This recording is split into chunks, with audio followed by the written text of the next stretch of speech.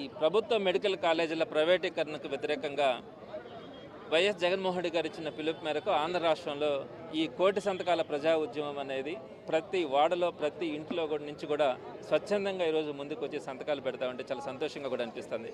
ఇది కేవలం ఈ ప్రభుత్వ మెడికల్ కాలేజీలని ప్రైవేటు పరం చేయడం గురించి ఒక్కటే కాదు, ప్రతి కార్యక్రమంలో కూడా పేదవానికి వ్యతిరేకంగా చేస్తున్నటువంటి చంద్రబాబు నాయుడు నిర్ణయాలకు వ్యతిరేకంగా ప్రతి ఒక్కరు కూడా ఈరోజు స్వచ్ఛందంగా ముందుకు వచ్చి ఈరోజు సంతకాలు కూడా పెట్టడం జరుగుతూ ఉంది.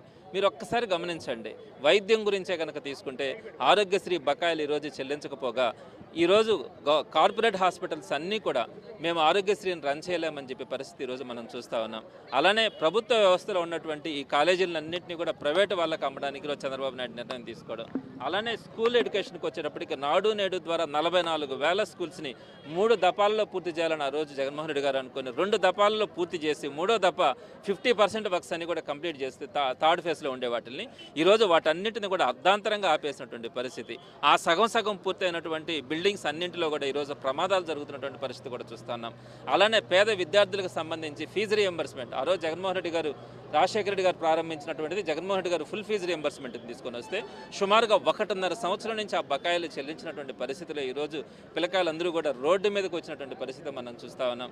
అలానే ఆడబిడ్డల పరిస్థితికి వచ్చేటప్పటికి ప్రతి 18 సంవత్సరాలు నిన్నటువంటి ఆడబిడ్డకు కూడా 60 సంవత్సరాల లోపల వచ్చేటువంటి ప్రతి ఒక్కరికి నెలకు 1,500 రూపాయలు చెల్లిస్తానని చెప్పి వారందరికీ కూడా ఆశ పెట్టి ఓట్లు వేయించుకొని మహిళల ఉసురు ఈరోజు ఈ ప్రభుత్వానికి తగులుతా ఉందని చెప్పొచ్చు. ఎందుకంటే సుమారుగా 1,50,00,000 మంది అంతకుముందు రకరకాల పథకాల ద్వారా లబ్ధి పొందుతూ ఉన్నారు. చేయూత కానీ ఆసరా కానీ ఇట్లా అనేకమైనటువంటి పథకాల ద్వారా ఈరోజు వారందరూ కూడా సుమారుగా 1,50,00,000 మంది మహిళలు అందరూ కూడా ఇతను చెప్పినటువంటి నెలకు 1,500 రూపాయలు ఇస్తానన్నటువంటి ఈ ఆడబిడ్డ నిధికి ఆశపడ్డటువంటి ఆడబిడ్డల నోట్లో ఈరోజు మట్టి కొట్టి నేను ఇవ్వలేను, ఎవరైనా ప్రైవేట్ వాళ్ళ దగ్గరకు అడుక్కోండి అని చెప్పి మాట్లాడినటువంటి పరిస్థితి చూస్తూ ఉన్నాం.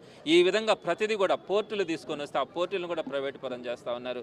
అలానే నేషనల్ హైవేస్తో పాటు ఈ స్టేట్ రోడ్స్ కానీ వీటన్నింటినీ కూడా టోల్ గేట్లు పెట్టి వాటిని కూడా ప్రైవేట్ పరం చేయడానికి ఈరోజు చంద్రబాబు నాయుడు గారు ఆలోచిస్తూ ఉన్నారు. ఇలా అనేకమైనటువంటి పేదవానికి వ్యతిరేకంగా తీసుకుంటున్నటువంటి ఈ ఆలోచనలకు వ్యతిరేకంగా జగన్మోహన్ రెడ్డి గారు తీసుకొచ్చినటువంటి కోటి సంతకాల ఉద్యమంలో ఈరోజు స్వచ్ఛందంగా ప్రతి ఒక్కరూ కూడా పాల్గొంటూ ఉన్నారు. చాలా సంతోషంగా అనిపిస్తుంది. అలానే ఈరోజు నెల్లూరు నగర నియోజకవర్గంలో అద్భుతమైనటువంటి రెస్పాన్స్ ఉంది. ఈరోజు 13వ డివిజన్లో ఊటుకూరు నాగార్జున మొట్టమొదటి నుంచి కూడా ప్రతిపక్షంలోకి వచ్చిన మొదటి రోజు నుంచి కూడా నెల్లూరు నగర నియోజకవర్గం నుంచి కాన్స్టిట్యున్సీ లెవెల్లో జరిగినటువంటి అన్ని కార్యక్రమాల్లో కూడా సక్సెస్ కావడానికి ఊటుకూరు నాగార్జున చేసినటువంటి తోడ్పాటు కానీ అవన్నీ కూడా మర్చిపోలేను.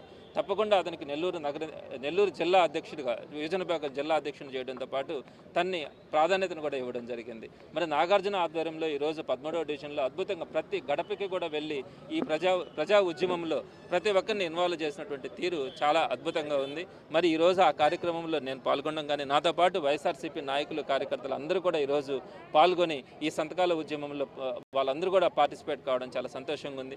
ఇదే విధంగా రాబోయే రోజుల్లో కూడా నగర నియోజకవర్గం నుంచి ఆంధ్ర రాష్ట్రంలోనే నెల్లూరు నగరం ఒక ప్రత్యేకత ఉండేలాగా అందరూ కూడా నాయకులు కార్యకర్తలతో కలిసి ఆ కార్యక్రమాలన్నింటినీ కూడా దిగ్విజయం చేసి ఈ కూటమి ప్రభుత్వాన్ని మరలా దించి జగన్మోహన్ రెడ్డి గారిని మరొకసారి ముఖ్యమంత్రిగా చేసుకునేదానికి అందరితో కలిసి ప్రయత్నించడం పోరాటం కూడా జరుగుతుంది. మరొకసారి ఒక్క విషయం కూడా తెలియజేస్తా ఉన్నాను నారాయణ గారి గురించి.